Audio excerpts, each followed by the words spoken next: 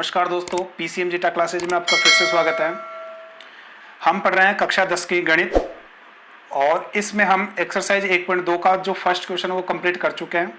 आज हम बात करते हैं क्वेश्चन नंबर 2 की। और क्वेश्चन नंबर 2 में हमें दिया गया है, देखो, पूर्णांकों के निम्नलिखित युग्मों के एचसीएफ एवं एलसीएम ज्ञात कीजिए। हमें क्या पूछा है? एचसीएफ पूछा है और एलसीएम पूछा है। इसकी जांच कीजिए कि दो संख्याओं का गुणनफल बराबर होता है एचसीएफ इंटू एलसीएम के बराबर होता है, ऐसा हमसे पूछा गया। यदि आपने हमारा चैनल सब्सक्राइब नहीं किया तो प्लीज चैनल को सब्सक्राइब करें, लाइक करें तथा ज्यादा से ज्यादा इसको शेयर करें। देखो, इसमें हमें पूछा है एचसीएफ पूछा है, एलसीएम पूछा है और एचसीएफ और एलसीएम का गुणनफल किसके बराबर होना चाहिए? दो संख्याओं के गुणनफल के बराबर होना चाहिए। इस प्रकार का क्वेश्चन हमसे पूछा गया। और क्वेश्चन में अपन को फर्स्ट क्वेश्चन दे रखा है और फर्स्ट क्वेश्चन में दे रखा है 26 और दूसरी संख्या कौन सी है? 91। ठीक है, तो सबसे पहले एचसीएफ और एलसीएम निकालते हैं। तो एचसीएफ और एलसीएम निकालने के लिए अपन क्या करते हैं? इनके अभाज्य गुणनखंड करते हैं। तो अभाज्य गुणनखंड हमने लास्ट वीडियो में देखा था कि किस प्रकार से हम अभाज्य गुणनखंड करते हैं। अभाज्य गुणनखंड यानी इसके टुकड़े करते हैं संख्याओं के। तो हम बात करते हैं सबसे पहले 26 का अभाज्य गुणनखंड करेंगे, फिर 91 का अभाज्य गुणनखंड करेंगे और फिर इसको सोल्व करेंगे। तो हम बात करते हैं, देखो अपने पास है 26, तो 26 के अभाज्य गुणनखंड करेंगे। तो देखो इसमें 26 में कौन सी संख्या का भाग जाता है? तो हमने देखा कि 26 में क्या है? ये एक सम संख्या है। तो सम संख्या में कौन सी संख्या का भाग जाएगा? हमेशा सम संख्या में हमेशा कौन सी संख्या का भाग जाएगा? 2 का भाग जाएगा। तो 2 का भाग हमने इसमें लगाया, तो 2 का भाग हमने इसमें लगा दिया। तो 2 का भाग लगाया 26 में, तो 2 का भाग इसमें लगाएंगे तो क्या आएगा अपने पास? देखिए, 2 का भाग लगाया, 2 एकम 2 और 2 तिया 6। ठीक है, 13 अपने पास है। अब 13 क्या है? स्वयं एक अभाज्य संख्या है, तो 13 में केवल 13 का ही भाग जाएगा। 13 एकम 13, यानी इसके जो अभाज्य गुणनखंड है वो अपने पास क्या है? इसके अभाज्य गुणनखंड अपने पास है 2 इंटू 13। ठीक है, और बराबर कितना हो गया? 26। इसी प्रकार अगली संख्या कौन सी है? 91, 91 है। तो 91 के भी अभाज्य गुणनखंड करते हैं। तो 91 के अभाज्य गुणनखंड करेंगे तो कितने जाएंगे? देखो, 2 का भाग इसमें जाता है क्या? तो हम देखते हैं कि 2 का भाग इसमें नहीं जाता है। क्यों? क्योंकि ये सम संख्या नहीं है। अगर इकाई अंक 0 होता, 2 होता, 4 होता, 6 होता अथवा 8 होता तो 2 का पूरा भाग इसमें चला जाता। लेकिन 2 का भाग नहीं जाएगा। तो 2 का भाग नहीं जाएगा तो किसका देंगे हम? 3 का देके देखेंगे। तो क्या 3 का भाग जाएगा क्या? तो अंकों का योग करके देखेंगे। 9 और 1 कितना हो गया? 10। 9 और 1 कितना हो गया? 10। तो 10 में 3 का भाग नहीं जाता तो इसमें भी 3 का भाग भी नहीं जाएगा। तो 3 का नहीं जाता तो किसका? अभाज्य संख्या कौन कौन सी थी अपने पास? अभाज्य संख्या थी 2 थी, 3 थी, 5 थी, 7 थी और 11 थी, 13 थी। इस प्रकार से अभाज्य संख्या है। 2 का नहीं गया, 3 का नहीं गया तो किसका देंगे? 5 का। तो क्या 5 का भाग जाता है क्या? तो 5 का भाग भी इसमें नहीं जाता, क्योंकि इकाई अंक क्या होना चाहिए? 0 अथवा क्या होना चाहिए? 5 होना चाहिए, तो नहीं जाएगा। 7 का देके देखते हैं। तो 7 एकम 7, 7 21, बिल्कुल 7 का भाग इसमें पूरा जाएगा। तो 7 एकम 7, शेषफल 2 बचा, 21 हो गया, 7 21 और फिर 13 का भाग दिया इसमें, तो 13 एकम 13।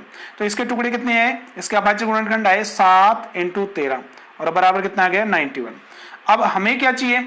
हमें तो एचसीएफ और एलसीएम चाहिए। तो एचसीएफ किस प्रकार से निकालेंगे? तो इसका एचसीएफ क्या होता है? देखो,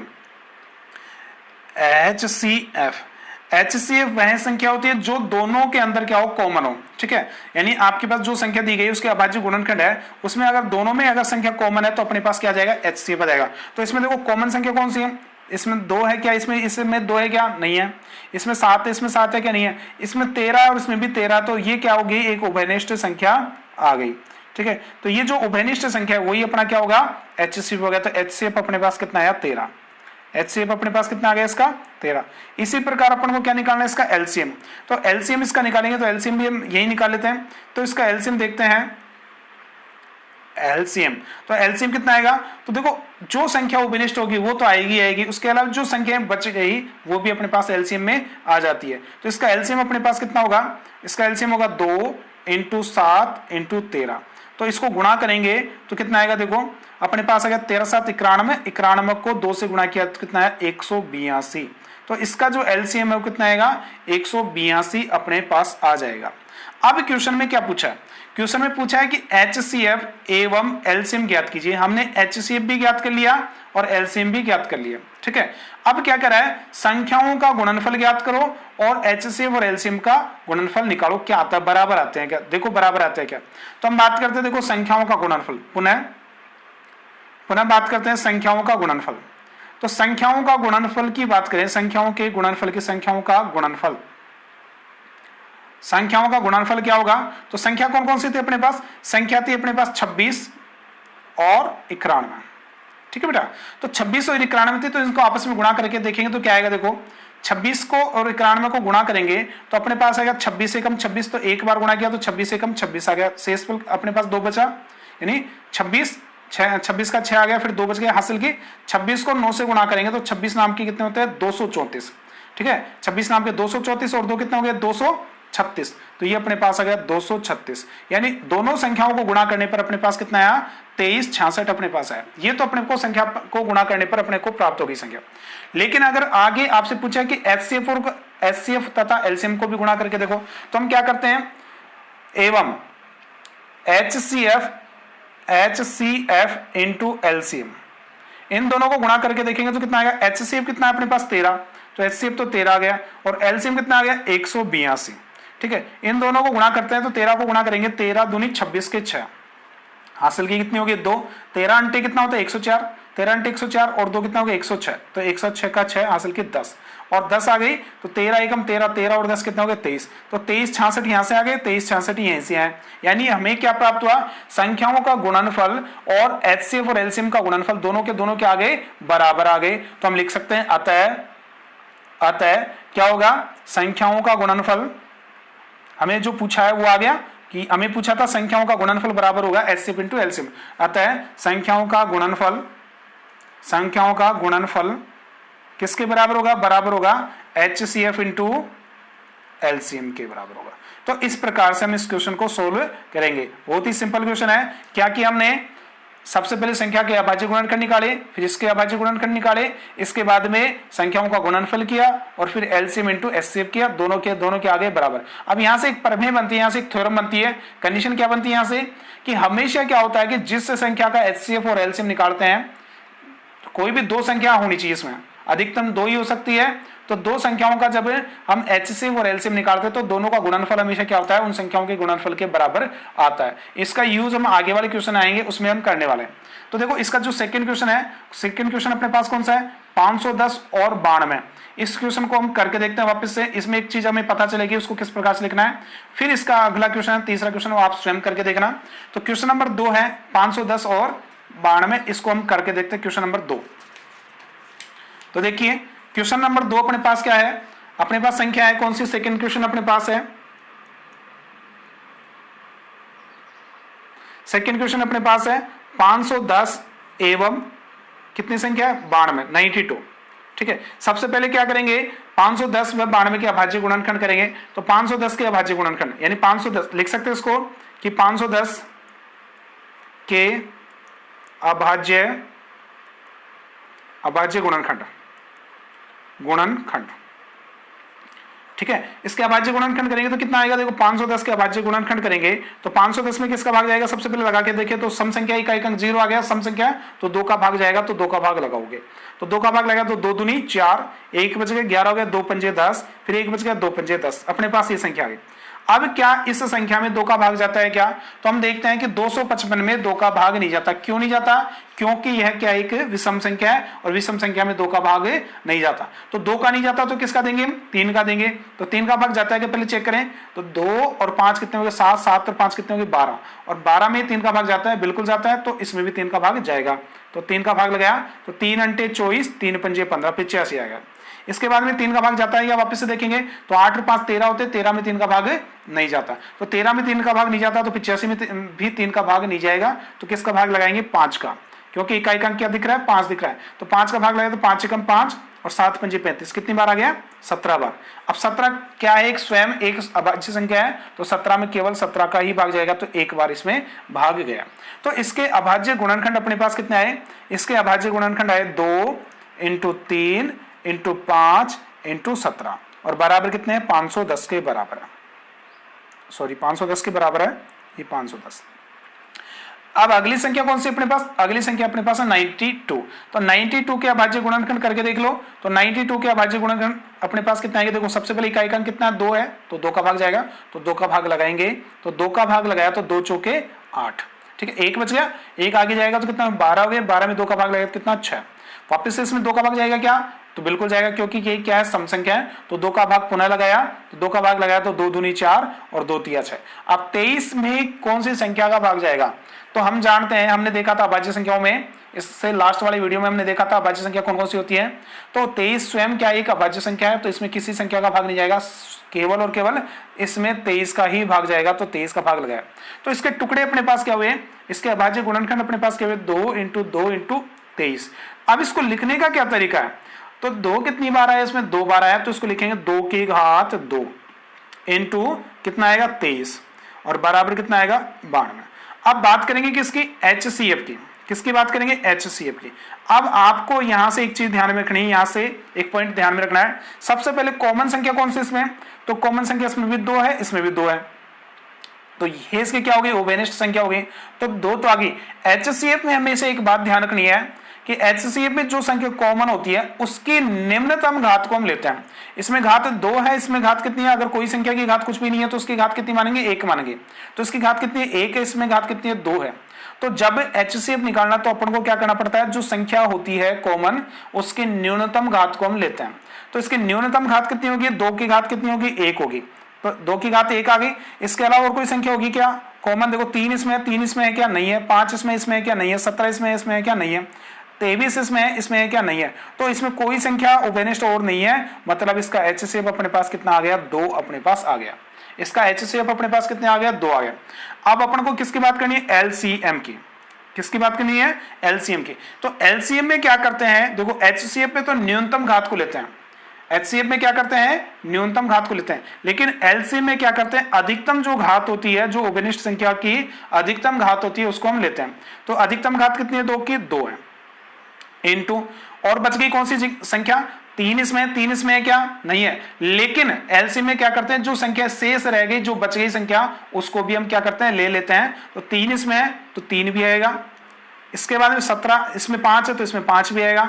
इसके बाद में 17 है तो 17 भी आएगा। और कितना है, 23 इसमें है तो 23 भी आएगा। इस प्रकार से जो शेष संख्याएं बच गई उन सभी को क्या करते हैं, हम लेते हैं।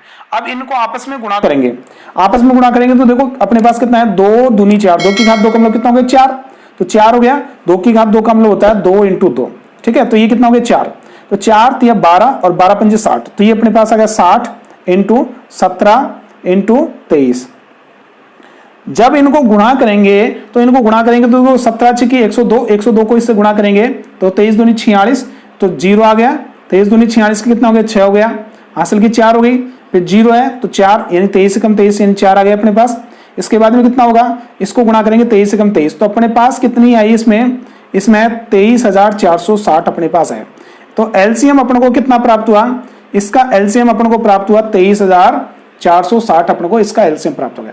लेकिन क्वेश्चन में अपन को ये थोड़ी पूछा है, क्वेश्चन में हमें पूछा है कि संख्याओं का गुणनफल बराबर LCM × HCF होता है। तो हम क्या करते हैं, आता है, अब क्या निकालेंगे, संख्याओं का गुणनफल।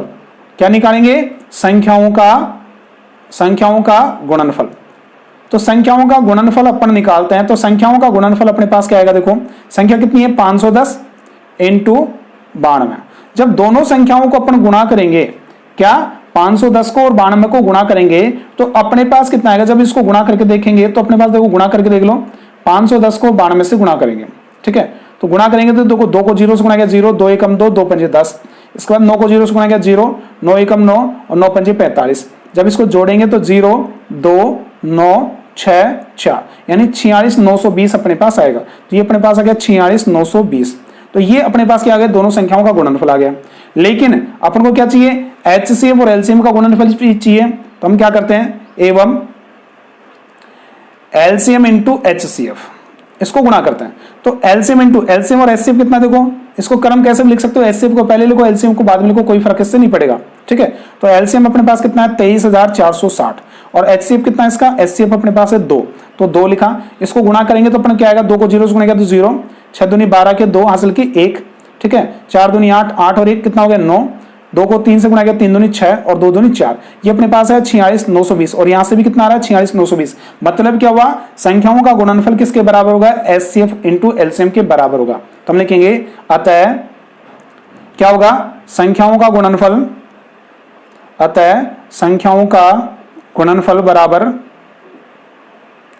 गुणनफल बराबर क्या होगा, HCF इंटू LCM के होगा। यानी संख्याओं का गुणनफल हमेशा किसके बराबर होगा, HCF इंटू LCM। इसकी एक शर्त है, संख्या अधिकतम कितनी आनी चाहिए, 2 ही आ सकती है, 2 ही संख्या इसमें आ सकती है।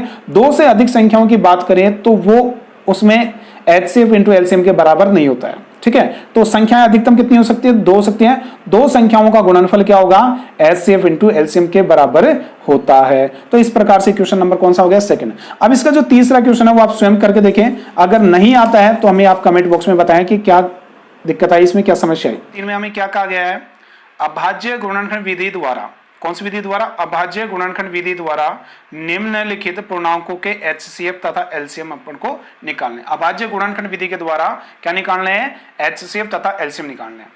इससे पहले वाली वीडियो में हमने जब एक्सरसाइज 1.1 पढ़ी थी उसमें हमने HCF तथा LCM कौन सी विधि से निकाला था, यूक्लिड विभाजन परिमेय से। और इसका जो फर्स्ट क्वेश्चन है और वो जो सेकंड क्वेश्चन है उसमें भी हमने क्या किया था, HCF और LCM अभाज्य गुणनखंड विधि से निकाले थे। अब वापिस से उसकी बात करते हैं। तो देखो फर्स्ट क्वेश्चन अपने पास दिया गया है, संख्या अपने पास है 12, दूसरी संख्या 15 और तीसरी संख्या 21। तो इसके अभाज्य गुणनखंड विधि से क्या करने अपन को, इसके HCF तथा LCM निकालने। तो सबसे पहले इन संख्याओं के क्या निकालेंगे, अभाज्य गुणनखंड। तो हम लिखते हैं 12, 15 और 21, वह 21 के अभाज्य गुणनखंड। अब इसके गुणनखंड अपन निकालते हैं। तो अभाज्य गुणनखंड निकालने के लिए देखो अपन या तो भाग विधि से करें या इसको डायरेक्ट भी लिख सकते हैं। देखो भाग विधि से बताता हूं, फिर आप डायरेक्ट भी इसको लिख सकते हो। तो देखो 12 के टुकड़े करेंगे तो 12 में किसका भाग जाता है, 2 का। तो 2 का भाग लगाया क्योंकि सम संख्या है तो 2 का भाग जाएगा। तो 12 में 2 का भाग लगाया तो कितनी बार गया, 6 बार, 6 दूनी 12 होता है। फिर से 2 का भाग लगाया तो 3 और फिर 3 का भाग लगाया तो 1। ये अपने पास हो गए, इसके अभाज्य टुकड़े अपने पास हो गए, अभाज्य गुणनखंड हो गए। फिर इसके बाद 15 के अभाज्य टुकड़े निकालते हैं। तो देखो 3 का भाग जाता है, 3 पंजे 15, 5 बार गया और फिर वापस से 5 एकम 5। इसी प्रकार 21 में किसका भाग जाता है, 3 का भाग जाता है। तो 3 का भाग लगाया, 3 7 21 और 7 एकम 7, 7 एकम 7। तो इसके अभाज्य गुणनखंड अपने पास है। देखो इसको लिखेंगे, 2 कितनी बार है, 2 बार। तो 2 की घात कितनी आएगी, 2 इंटू 3, ये अपने पास है कितना, 12। इसके बाद दूसरी संख्या को कितनी है, 3 इंटू 5 है और बराबर कितना आया, ये 3 पंजे 15। और ये कितना है, 3 इंटू 7 है और बराबर कितना है, 21। अपन को क्या चाहिए, अपन को चाहिए HCF। तो HCF चाहिए। तो HCF का मतलब क्या होता है, HCF में अपन क्या देखे थे कि जो संख्या उभयनिष्ठ होती है, जो संख्या कॉमन होती है उसको देखते हैं, साथ में उसके न्यूनतम घात को देखते हैं। तो उभयनिष्ठ संख्या देखो, इसमें 2 है, इसमें 2 है क्या, नहीं है, इसमें 2 है क्या, नहीं है। तो 2 तो इसमें उभयनिष्ठ नहीं है। इसमें 3 है, इसमें भी 3 है और इसमें भी 3 है। तो इसमें उभयनिष्ठ संख्या कौन सी है, 3 है। लेकिन तीनों की घातें कैसी है, समान है। तो अपन को 3 ही इसमें लेना है। तो इसमें 3 अपने पास है। इसके अलावा कोई और संख्या उभयनिष्ठ है क्या, तो हम देखते हैं कोई भी संख्या उभयनिष्ठ नहीं है। तो इसका HCF अपने पास कितना आ गया, 3। ठीक है, इसका HCF अपने पास कितना आ गया, 3। इसी प्रकार क्या निकालेंगे, LCM निकालते हैं। एलसीएम में क्या करते हैं, जो संख्या उभयनिष्ठ होती है उसको तो लेते ही लेते हैं, उसकी अधिकतम घात को लेते हैं। साथ में जो संख्याएं बच गई जो कॉमन नहीं होती है उसको भी हम क्या करते हैं, इसमें लेते हैं। तो 2 की घात 2 इसमें है, 2 की घात 2 और कहीं पे दिख रही है क्या, नहीं है। तो 2 की घात 2 को भी अपन को लेना पड़ेगा, 2 की घात 2 इंटू 3 इसमें है, 3 इसमें भी, 3 इसमें भी। तो 3 की अधिकतम घात 1 ही है, तो यानी 3 ऐसे कैसे आ गया। इसके बाद 5 इसमें है तो 5 भी आएगा। इसके बाद में 7 है तो 7 भी आएगा, क्योंकि 5 इसमें है और किसी में नहीं है तो कोई बात नहीं है। जो अगर आपके पास कॉमन है उसको तो लेना ही लेना है, और जो कॉमन नहीं है उसको भी अपन को क्या करना पड़ेगा, लेना पड़ेगा। 7 इसमें है तो 7 इसमें हमने ले लिया। अब इसके गुणा करेंगे तो गुणा करने पर देखो अपन को क्या प्राप्त होता है। देखो इसको गुणा करेंगे तो देखो 2 की घात 2 का मतलब कितना हो गया, 4। 4 को गुणा किया किससे, 3 से 4 दिया 12, 12 पंजे 60, 60 अपने पास आ गया। तो 60 को किससे गुणा करेंगे, 7 से गुणा करेंगे तो 6 7 42 अपने पास आ गया, तो 420। यानी इसका जो एलसीएम है वो अपने पास कितना आ गया, 420 आ गया। तो हम इस प्रकार से लिख सकते हैं एचसीएफ बराबर 3 और एलसीएम बराबर कितना आ गया अपने पास 420। तो इस प्रकार के क्वेश्चन को हम आसानी से सोल्व कर सकते हैं। क्वेश्चन नंबर 2 की बात कर लेते हैं इसी में। तो क्वेश्चन नंबर 2 अपने पास देखो क्या कह रहा है, 17 है, 23 है और 29 है। ठीक है, तो 17 है, 23 और 29 है, तो इसका क्या निकालना है, एचसीएफ। तो सबसे पहले अभाज्य गुणनखंड, तो इसके कोई भी अभाज्य गुणनखंड नहीं होते हैं। यानी 17 का स्वयं अभाज्य गुणनखंड 17 है, 23 का स्वयं 23 है और 29 का स्वयं 29 है, क्योंकि ये स्वयं क्या है, अभाज्य संख्या है। तो इसके भी कोई भी अभाज्य गुणनखंड नहीं हो सकते हैं। तो अपन क्या करेंगे, इसके डायरेक्ट इसमें देखो, इसको लिख सकते हैं, 17 को लिख सकता हूं 1 × 17 लिख सकता हूं, बराबर 17 ही आएगा। इसी प्रकार 1 इंटू 23 लिखूंगा तो भी कितना आएगा, 23 ही आएगा। इसी प्रकार 1 इंटू 29 लिखता हूं तो भी कितना आएगा, 29 ही आएगा। तो HCF की बात करने वाला हूं मैं। किसकी बात करेंगे, HCF की। तो HCF बराबर क्या होगा कि उभयनिष्ठ संख्या, देखो कुछ भी उभयनिष्ठ नहीं है तो इसके सबके गुणा में क्या लिखा हुआ, 1। तो जब कोई भी संख्या उभयनिष्ठ नहीं हो तो उसका HCF हमेशा कितना माना जाता है, 1 माना जाता है। ध्यान रखने की बात यह है कि जब कोई भी संख्या उभयनिष्ठ नहीं होती है तो उसका जो HCF होता है वो कितना माना जाता है, 1 माना जाता है। और एलसीएम की बात करें तो एलसीएम में जो संख्या बच गई उनका सबका गुणनफल, यानी जो उभयनिष्ठ है वो तो रहेगी ही रहेगी, और जो संख्या शेष हो गई उसका क्या होगा, गुणनफल। तो इसमें क्या है, देखो 1 तो रहेगा तो 1 से कोई फर्क नहीं पड़ेगा। कितना है, 17 इंटू 23 इंटू 29। इस प्रकार से क्या करेंगे, इनको सबको गुणा करेंगे। तो सबको गुणा करते हैं तो गुणा करके देख लेते हैं। देखो इधर साइड में देख लेते हैं, 17 को गुणा करेंगे यानी 23 को गुणा करेंगे 17 से। पहले 17 से गुणा करते हैं। 17 तो 51, 51 का कितना हो गया, 17 तो 51, 51 का कितना हो गया, 1 हो गया। हासिल की कितनी होगी, 5। 17 दूनी 34, 34 और 5 कितना हो गया, 39। ये अपने पास आ गया। ठीक है, अब इसको किससे गुणा करना है, तो इसको गुणा करना है किससे, 29 से। तो 29 से इसको गुणा करेंगे तो 29 से इसको गुणा करेंगे, 29 एकम 29 यानी 9 अपने पास आ गया। ठीक है, या अपन क्या कर सकते हैं, टुकड़ों में गुणा कर सकते हैं। 9 एकम 9, 9 नाम 81, 81 का क्या हो गया, 1 हो गया। हासिल की कितनी होगी, 8। 9 30 27, 27 और 8 कितना हो गया, 35। ये अपने पास आ गया गुणा। 2 से गुणा करेंगे, 2 एकम 2, 2 नाम 18, 18 के 8, हासिल की 1, 3 दूनी 6, 6 और 1 कितना हो गया, 7। तो ये अपने पास है 9, यहाँ पे 3, यहाँ पे 8 और 5 13 के 3, हासिल की 1, यहाँ पे 11, 11,339। तो ये अपने पास आ गया 11,339। तो इस प्रकार से इसका एलसीएम कितना होगा, 11,339 होगा। एक बार कैलकुलेशन देख लेना, इसमें सही है क्या, चेक कर लेना आंसर। तो इस प्रकार से हम अपन क्या करेंगे, इसका एचसीएफ तथा एलसीएम निकाल सकते हैं। तो बहुत ही सिंपल क्वेश्चन है। अपन को क्या करना है, सीधा सीधा क्या करना है, इसके अभाज्य गुणनखंड करना है और इसके बाद में क्वेश्चन को सोल्व करना है। तो क्वेश्चन नंबर 3 था अपने पास। क्वेश्चन नंबर 4 की बात करते हैं। नंबर 4 अपने को दिया गया है, इसमें दे रखा है HCF बराबर क्या है, कौन सी संख्या का, 306 का और 657 का एचसीएफ 9 दे रखा है। ठीक है, और हमसे पूछा एलसीएम 306 का और 657 का एलसीएम ज्ञात करो। यानी अपने को HCF दे रखा है और एलसीएम पूछा है। ठीक है, अब संख्या कितनी है इसमें, 2 संख्या है, 306 और 657। एचसीएफ कितना दे रखा है, 9 दे रखा है। एलसीएम हमसे पूछा। तो हमने इसके जो फर्स्ट क्वेश्चन था, सेकंड क्वेश्चन था, सेकंड क्वेश्चन में हमने देखा था दो संख्याओं का गुणनफल किसके बराबर होता है, एचसीएफ इंटू एलसीएम के बराबर होता है। तो हम लिख सकते हैं, चूंकि देखो HCF कितना दे रखा है, HCF बराबर कितना दे रखा है, 306 का और 657 का। HCF कितना दे रखा है, ये 9 दे रखा है। और एलसीएम पूछा हमसे, एलसीएम क्या क्या है पूछा है। तो हम जानते हैं चूंकि ये दे रखा है, अतः क्या लिख सकते हैं, दो संख्याओं का गुणनफल, दो संख्याओं का गुणनफल बराबर किसके होता है, HCF इंटू एलसीएम के बराबर होता है। एलसीएम के बराबर होता है। ठीक है, दो संख्याओं का गुणनफल किसके बराबर होता है, HCF तथा एलसीएम के बराबर होता है। ये हम पढ़ चुके हैं। तो दो संख्या कौन कौन सी इसमें, दो संख्या अपने पास है 306 इंटू 657। ठीक है, दो संख्या कौन कौन सी है, 306 इंटू 657 ये संख्याएं हैं। और गुणा किसके बराबर होगा, HCF। HCF कितना अपने पास 9 है, तो HCF 9 है इंटू एलसीएम।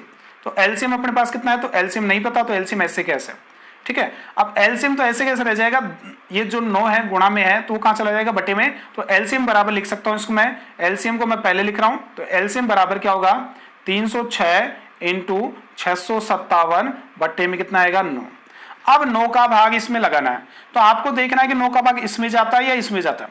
इसमें जाता है क्या, देखते हैं, 9 30 27, 9 30 27, 3 बच गए, 9 चौक 36, तो इसमें भाग चला जाएगा। तो इसमें भाग चला जाएगा, 9 का भाग 9 एकम 9 और 9 30 27 कितनी बार जाएगा, 3 बार, और 3 बच गया, 9 चौक 36, ये अपने पास आ गया 34।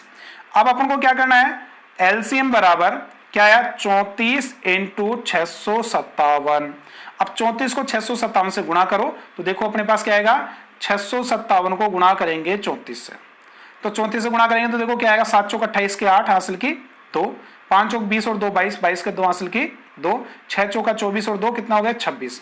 इसके बाद 3 से गुणा करेंगे, 7 21 का 1 हासिल की 2, 3 5 15 और 2 17 के 7 हासिल की 1, और 6 3 18 और 1 कितना हो गया, 19। इसको ऐड करेंगे तो अपने पास 8 2 और 1 3, 6 और 7 13 के 3 हासिल की 1, तो ये 10 और 2 12, 12 के 2 हासिल की 1, यानी 2, 22,238। तो एलसीएम बराबर अपने पास कितना आया, 22,338। तो ये अपने पास है 22,338 अपने पास है। तो इस प्रकार से अपन क्या निकाल लेंगे, इसका एलसीएम निकाल लेंगे।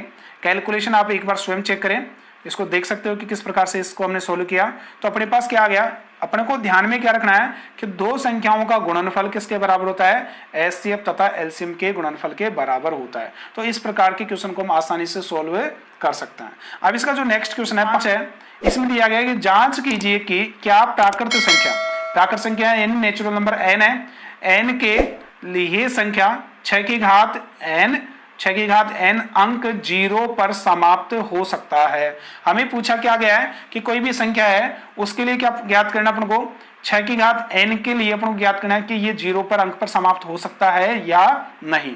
तो सॉल्यूशन की बात करें, यदि कोई संख्या हम लिख सकते हैं इसको, यदि कोई संख्या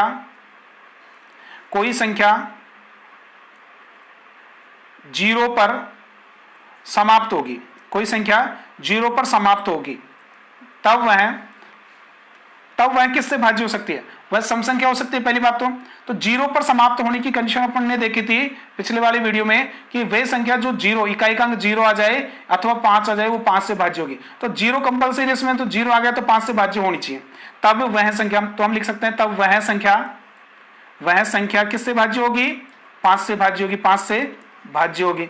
और 5 से भाज्य होने का मतलब क्या हुआ, 5 से भाज्य होगी, और 5 से भाज्य होगी इसका मतलब क्या हो गया, उस संख्या का अथवा उस संख्या का उभयनिष्ठ गुणनखंड कितना होगा, उभयनिष्ठ गुणनखंड 5 होगा। ठीक है, तो उसका उभयनिष्ठ गुणनखंड कितना होना चाहिए, 5 होना चाहिए। अब अपने इस संख्या को देख लेते हैं क्या इसका गुणनखंड 5 आता है क्या। तो अपन देखते हैं आता है, ये इसलिए कर दो, इसलिए 6 की घात n। अब 6 की घात n है तो 6 की घात n को मैं लिख सकता हूं क्या, 6 की घात n को मैं लिख सकता हूं 6 के पावर n लगा दो, ब्रैकेट लगा दो, कोई फर्क नहीं पड़ेगा। और 6 के गुणनखंड करते हैं तो कितना आएगा, 2 इंटू 3, 6 के अभाज्य गुणनखंड कितना आएगा, 2 इंटू 3 की घात n। और इसको जब हल करेंगे तो 2 की घात n इंटू 3 की घात n अपने पास आएगा। जब अपने पास घातें समान होती है तो आधार आपस में क्या होते हैं, गुणा हो जाते हैं। तो इनको अलग अलग अपन कर सकते हैं, घातें समान है तो आधार को गुणा कर सकते हैं। ठीक है, तो अपने पास संख्या क्या प्राप्त हुई, 2 की घात n और 3 की घात n अपने को प्राप्त हुई। अब क्या 2 की घात n यानी n क्या है अपने पास, n बिलोंग्स टू किसमें, कैपिटल n में, यानी n की वैल्यू क्या है, कैपिटल n में, यानी नेचुरल नंबर है। n की जगह मैं 1 रखता हूं तो 2 की घात 1 के बराबर 2 आ गया, 2 रखता हूं तो 2 दूनी 4 आ गया, 3 रखता हूं तो क्या आएगा, 2 की घात 3 का मतलब कितना हो गया, 8 हो गया, 2 की घात 4 का मतलब कितना हो गया, 16 हो गया, 2 की घात 5 का मतलब कितना हो गया, 32 हो गया। अब इसमें देखेंगे इकाई का अंक क्या आ रहा है, 0 आ रहा है क्या, कहीं पे भी नहीं आ रहा, तो 0 तो नहीं आएगा इसमें, यानी 0 नहीं आएगा। इसी प्रकार 3 में देखें, 3 की घात 1 का मतलब कितना हो गया, 3 हो गया, 3 की घात 2 का मतलब कितना हो गया, 3 3 9 हो गया, 3 की घात 3 का मतलब कितना हो गया, 9 3 27 हो गया, 3 की घात 4 का मतलब 27 से 81 हो गया। यानी इसमें भी कहीं पे इकाई का अंक 0 आ रहा है क्या, नहीं आ रहा, तो कहीं पे भी इसमें इकाई का अंक 0 नहीं आ रहा, तो हम लिख सकते हैं अतः यह हम कह सकते हैं कि तब वह 5 से भाज्य होगी, यानी उसका उभयनिष्ठ गुणनखंड है वो कितना होगा, 5 होगा। तो क्या इसमें उभयनिष्ठ गुणनखंड 5 आ रहा है क्या, नहीं आ रहा, तो यह संख्या 0 पर समाप्त होगी क्या, नहीं होगी। तो हम लिख सकते हैं चूंकि संख्या कौन सी है, संख्या 6 की पावर n का उभयनिष्ठ गुणनखंड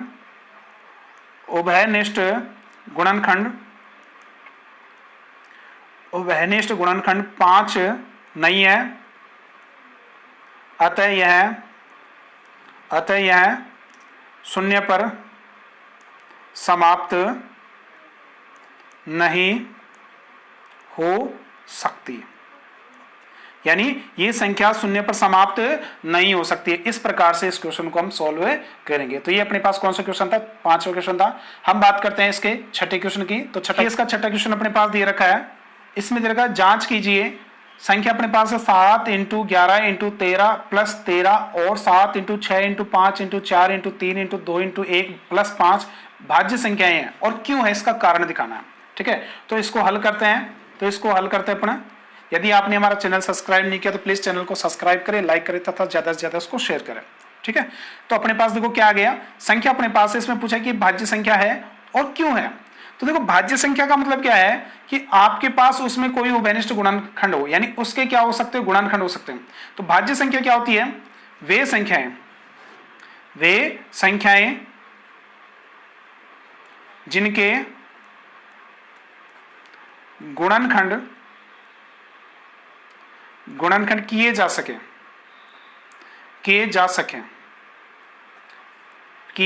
वे संख्याएं भाज्य संख्या होती है। ठीक है, तो वे संख्या जिनके क्या किए जा सके, गुणनखंड किए जा सके, वे संख्या कौन सी होती है, भाज्य संख्याएं होती है। अब क्या इन संख्याओं के गुणनखंड हो रहे हैं क्या, इसकी बात हम करते हैं। तो अपने पास संख्या देखो, देखो बात करते हैं चूंकि संख्या की बात करते हैं, कौन संख्या अपने पास है, तो चूंकि अपने पास है ये संख्या 7 × 11 × 13 और प्लस के 13। अब इसके गुणनखंड किए जा सकते हैं क्या, तो चेक करते हैं। इसको ऐसे लिख सकते हैं, देखो 13 इसमें भी है, 13 इसमें भी है, तो 13 इसमें भी है, 13 इसमें, तो 13 को मैं बाहर निकाल सकता हूं क्या, बिल्कुल निकाल सकता हूं। तो अंदर क्या बचेगा, 7 × 11 और 13 की जगह कितना बचेगा, 1 बचेगा, और प्लस में कितना बचेगा, 1 बचेगा। तो इसको हमने क्या लिखा, 13 × में, अब ये कुछ भी आए कोई फर्क नहीं पड़ता इससे, 7 × 11 × 1 + 1, अब ये कुछ भी आए तो यानी इसका एक गुणनखंड क्या है, 13 है। तो 13 है तो ये संख्या क्या होगी, 13 से भाज्य होगी। ये जो संख्या वो किससे भाज्य होगी, 13 से भाज्य, यानी अभाज्य संख्या नहीं है, ये संख्या किससे भाज्य होगी, 13 से भाज्य होगी। तो हम लिख सकते हैं चूंकि दी गई संख्या का एक गुणनखंड कितना है, 13 है, अतः वह 13 से भाज्य होगी। यानी ये जो संख्या कौन सी होगी, 13 से भाज्य होगी। यानी 13 का भाग देंगे तो 13 से 13 कट जाएगा, यानी सिंपल सा है कि 13 से अपने पास इसमें भाग लगाया तो 13 से 13 क्या होगा, कट जाएगा, यानी भाज्य संख्या होगी। यानी किसी संख्या का भाग जा रहा है इसमें, तो ये संख्या कौन सी होगी, भाज्य संख्या। दूसरी संख्या अपने पास एवं, दूसरी संख्या कौन सी है, संख्या अपने पास कौन सी है, एवं संख्या। 7 × 6 × 5 × कौन सी 4 है, × 3 है, × 2 है, × 1 है, और प्लस में कितना दे रखा, 5। ये संख्या अपन को दे रखी है, ठीक है, 7 × 6 × 5 × 4 × 3 × 2 × 1 और प्लस के 5 है। अब इसमें क्या कोई संख्या उभयनिष्ठ आ रही है क्या, कॉमन आ रही है क्या, तो 5 इसमें कॉमन आया तो 5 को बाहर निकाल लिया। अंदर क्या बचा, 7 बचा, × 6 बचा, 5 को बनाया गया तो 1 बचेगा, इससे को 1 से कोई फर्क नहीं पड़ेगा यहाँ पे, तो गुणा में तो यहाँ अपने पास 7 आ गया, × में 6 आ गया, × में 4 आ गया, × में 3 आ गया, × में 2 आ गया, और × में 1 आ गया, और प्लस में कितना बचेगा, 1 बचेगा। अब इसका उभयनिष्ठ गुणनखंड कितना है, इसमें गुणनखंड अपने पास कितना है, 5। तो इसमें भी संख्या में 5 का भाग जा सकता है, तो बिल्कुल जा सकता है। तो इसमें क्या लिख सकते हैं, दी गई संख्या में क्या है, एक गुणनखंड कितना है, 5 है, अतः यह संख्या किससे भाज्य होगी, 5 से भाज्य होगी। अतः जो दी गई संख्या है वो दोनों के दोनों क्या होगी, भाज्य संख्याएं होगी। तो हम इसको लिख सकते हैं, तो इसको किस प्रकार से लिखेंगे, देखो चूंकि अपने पास है इसलिए दी गई संख्या का गुणनखंड, एक गुणनखंड कितना है बेटा, एक गुणनखंड 5 है, अतः यह 5 से भाज्य होगी। अतः दी गई संख्या क्या है, भाज्य संख्या है, अतः दी गई संख्याएं भाज्य। तो इस प्रकार से अपन लिख सकते हैं, ठीक है। तो इस प्रकार से अपना ये क्वेश्चन कौन सा हो गया, छठा क्वेश्चन हो गया। सिंपल है, क्या करना है अपन को, इस संख्या में क्या करना है, कॉमन लेके देखना है। कॉमन लेके देखने के बाद क्या करना है, भाग जा रहा है क्या, तो इसमें 13 कॉमन आ रहा है तो भाग जाएगा, अगर कॉमन नहीं आता तो भाग नहीं जाता, नहीं आता तो कॉमन आ गया, तो इसमें 13 का भाग जा रहा है तो यानी भाज्य संख्या होगी। इसमें कॉमन 5 आ रहा है तो 5 का भाग इसमें जाएगा, तो यानी ये भी क्या होगी, भाज्य संख्या होगी। तो इस प्रकार से आसानी से हम इसको कर सकते हैं, बहुत ही सिंपल क्वेश्चन है। इसका क्वेश्चन नंबर 7 हम देखते हैं। क्वेश्चन नंबर 7 क्या है, यदि आपने हमारा चैनल सब्सक्राइब नहीं किया तो प्लीज चैनल को सब्सक्राइब करें, लाइक करें तथा ज्यादा से ज्यादा इसको शेयर करें। देखो क्वेश्चन नंबर 7 अपने पास है,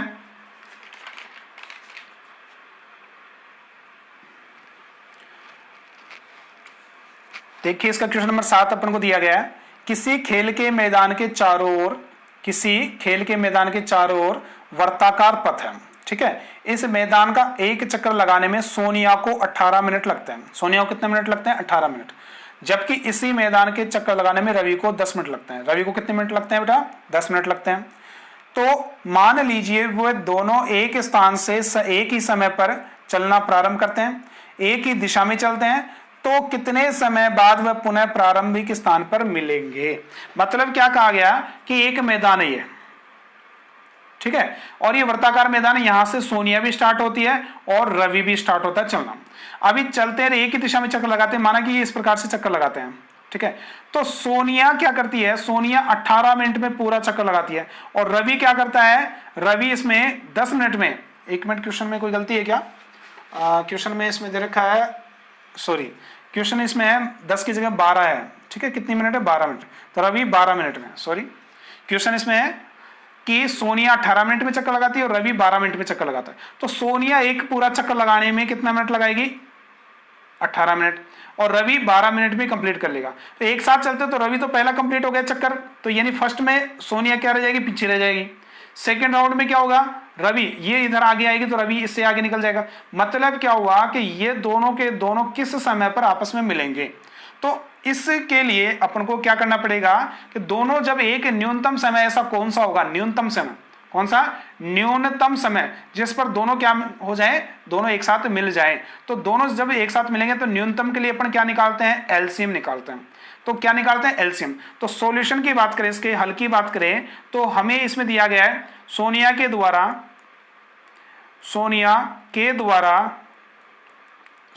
के द्वारा मैदान के चक्कर लगाने में लगा समय, और ये लगा समय कितना है, 18 मिनट अपने पास है, ठीक है। एवं रवि के द्वारा मैदान के चक्कर लगाने में लगा समय। अब इसमें कितना समय लगेगा, तो इसमें कितना लगा, 12 मिनट, ठीक है। इसके नोट्स आपको हमारे टेलीग्राम चैनल पे मिल जाएंगे, तो आप वहां पे ज्वाइन कर सकते हो और वहां पे आपको इसके नोट्स कंप्लीट मिल जाएंगे, ठीक है। तो अपने पास क्या हो गया, सोनिया के द्वारा मैदान में कितना चक्कर लगाएगा, 18 मिनट में चक्कर लगाया, और रवि मैदान के कितने मिनट में चक्कर लगा रहा है, 12 मिनट में। अतः पुनः वे दोनों साथ मिलेंगे कितने समय बाद मिलेंगे भाई, तो साथ मिलेंगे कितने समय बाद, यानी 18 और 12 का क्या निकालना है, एलसीएम। क्या निकालना है, एलसीएम। तो 18 और 12 का एलसीएम निकालेंगे, तो 18 का देखो, 18 के गुणनखंड करें तो अपन ने देखे तो पहले 3 इंटू, देखो 2 इंटू 3, 3 दूनी 6 हो गया, और 6 18, यानी कितना हो गया, ये अपने पास 18 आ गया। और 12 के टुकड़े करेंगे तो 2 इंटू कितना गया, 3 बराबर कितना हो गया, 12, यानी ये इसके क्या हो गए, टुकड़े हो गए। 3 अपने पास 2 इंटू 3 बराबर तो कितना हो गया, 18 हो गया, और 2 इंटू 3 बराबर कितना हो गया, 12। हमें क्या चाहिए, एलसीएम चाहिए। तो एलसीएम में अपन क्या करते हैं, एलसीएम में तो इसको देखो क्या लिख सकते हैं, इसको अपन लिख सकते हैं, देखो इसको दोबारा से मैं लिखूं तो इसको लिखेंगे कि 2 इंटू 3 की घात 2 बराबर कितने, 18, और इसको लिखेंगे 2 की घात 2 इंटू 3 बराबर कितना, 18। अब एलसीएम चाहिए, तो एलसीएम में क्या करते हैं, जो उभयनिष्ठ संख्या होती है उसको देखते हैं पहले तो इसमें 2 है, इसमें भी 2 है, तो 2 तो अपने पास आएगा। और एलसीएम में क्या करते हैं, अधिकतम घात को लेते हैं। तो इसकी घात कितनी है, 1 है, इसकी घात कितनी है, 2 है, तो किसको लेना है, अधिकतम घात कितनी है, 2 है, तो 2 को लेना पड़ेगा। इसमें 3 है, दोनों में उभयनिष्ठ है, तो अधिकतम घात किसकी है, 2 है, 3 की, तो अपने पास आ गया 3 की घात 2। अब इसको हल करेंगे तो देखो ये कितना आएगा, 2 दूनी 4, यहां से तो 4 बनेगा, और ये कितना होगा, 3 3 9, तो 4 को 9 से गुणा किया तो कितना है, 9 चौक 36। तो 36 मिनट बाद में वो दोनों आपस में क्या होंगे, मिलेंगे। तो इसको हम लिख सकते हैं कि सोनिया तथा रवि 36 मिनट बाद पुनः आपस में मिलेंगे। तो इस प्रकार से ये क्वेश्चन अपना कंप्लीट होता है। तो आसानी से अपन इसको कर सकते हैं। तो ये अपनी एक्सरसाइज कंप्लीट हो गई। इसके बाद में अपन देखेंगे एक्सरसाइज नंबर 1.3।